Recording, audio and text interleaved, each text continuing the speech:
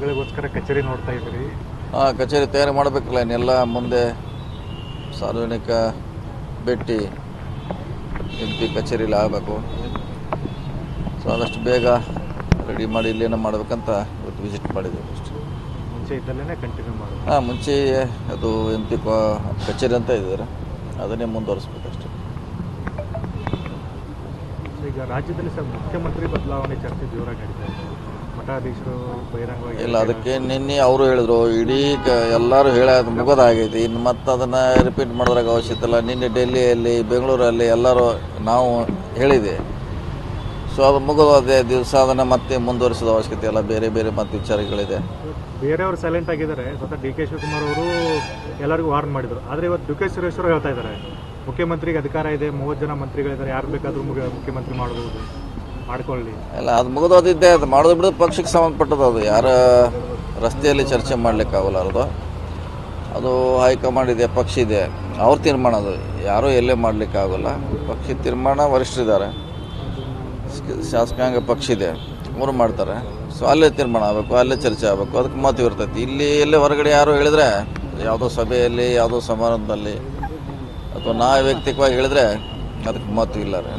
Sir, ಎಲ್ಲ ಒಂದು ಕಡೆ DCMಗಳು ಹೆಚ್ಚಳ ಆಗಬೇಕು ಅನ್ನೋಂಥದ್ದು ಬೇಡಿಕೆ ಸರಿನಾ? ಇಲ್ಲ, ಅದು ಮುಗಿದೋದು ಅದೇ. ಅದನ್ನು ಕೂಡ ವರಿಷ್ಠರ ತೀರ್ಮಾನ ಮಾಡಬೇಕು, ನಾವು ಹೇಳಲಿಕ್ಕಾಗೋಲ್ಲ. ಅದು ಚುನಾವಣೆ ಮುಂಚೆದಲ್ಲಿ ಕೂಗಿತ್ತು, ಅದು ಹೇಳ್ತಾ ಇದ್ರು. ಮಾಡಬೇಕು ಬೇಡಬೇಕನ್ನೋ ವಿಚಾರ ಅದು ಕೂಡ ವರಿಷ್ಠರಿಗೆ ಸಂಬಂಧಪಟ್ಟದ್ದು.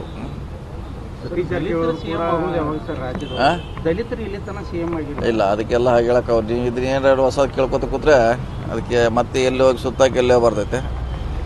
ಸೊ ಅದನ್ನೇನಿದ್ರು ವರಿಷ್ಠರಿಗೆ ಕೇಳಿ ನೀವು. ಯಾರು ಸಿದ್ದರಾಮಯ್ಯ ಅವ್ರಿಗೆ, ರಾಹುಲ್ ಗಾಂಧಿಗೆ, ಅವ್ರ ಹಂತದಲ್ಲಿ ಇದು ನೀವು ಕೇಳೋ ಪ್ರಶ್ನೆ ಅವ್ರಿಗೆ, ನನಗಲ್ಲ.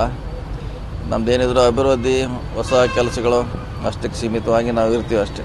ನೇರ ಪ್ರಶ್ನೆ ಸರ್, ಈ ಹಿಂದೆ ನೀವು ಕೂಡ ಹೇಳಿದ್ರೆ ನಾನು ಕೂಡ ಮುಖ್ಯಮಂತ್ರಿ ಯಾಕೆ ಆಗಬಾರ್ದು ಅಂತ. ಅದು ಮುಂದೆ 28ಕ್ಕೆ ಅಂತ ಹೇಳಿದ್ದೀವಿ. 28 ಚುನಾವಣೆ ನಂತರ ಅದು ಕ್ಲೇಮ್, ಈಗಲ್ಲ. ಅವಾಗ ಹೇಳಿದ್ದೀವಿ, ಅವಾಗ ನೋಡೋಣ ಬಂದಾಗ, ಅವಾಗಿನ ವಾತಾವರಣ, ಸನ್ನಿವೇಶ, ಅವಾಗ ಕ್ಲೇಮ್ ಮಾಡೋಣ. ಸರ್, ಬಹುಜನಗಳ ಬೇಡಿಕೆ ಚಿಕ್ಕೋಡಿ ಜಿಲ್ಲಾ ಅದಿದೆ, ನಮ್ಮದು ಕೂಡ ಡಿಮಾಂಡ್ ಇದೆ. ನಾವು ಸಾಕಷ್ಟು ಸರಿ ಅದರ ಪರವಾಗಿ ದನಿ ಎತ್ತಿದ್ದೀವಿ. ಆಗಲೇಬೇಕಂತ. ಬರಲಿ, ನೋಡಿ, ಅವಕಾಶ ಬಂದಾಗ ಅದನ್ನ ಪಡೀಲಿಕ್ಕೆ ಪ್ರಯತ್ನ ಮಾಡೋಣ. ಬಂದೇ ಬರ್ತೈತಿ, ನಮಗೂ ವಿಶ್ವಾಸ ಇದೆ. ಆದರೆ ವೇಟ್ ಮಾಡಿ. ನಿಮಗೊಂದು ಸ್ವಲ್ಪ ಜವಾಬ್ದಾರಿ ಜಾಸ್ತಿ ಆಯಿತು ನಿಮ್ಮ ವಿಚಾರದಾಗ, ಯಾಕಂದ್ರೆ ಅದು ವೇಟ್ ಮಾಡ್ಬೇಕು. ಯಾಕಂದರೆ ಈಗ ನಿರೀಕ್ಷೆಗಳು ಹೆಚ್ಚಿದ್ವು ಸರಿ, ಬಂದೇ ಬರ್ತೈತೆ ಅದು. ಆದರೆ ವೇಟ್ ಮಾಡಬೇಕು. ನಾವು ಕೂಡ ಸತತವಾಗಿ ಸರ್ಕಾರ ಮ್ಯಾಗ ಒತ್ತಡ ಹಾಕಿದ್ವಿ.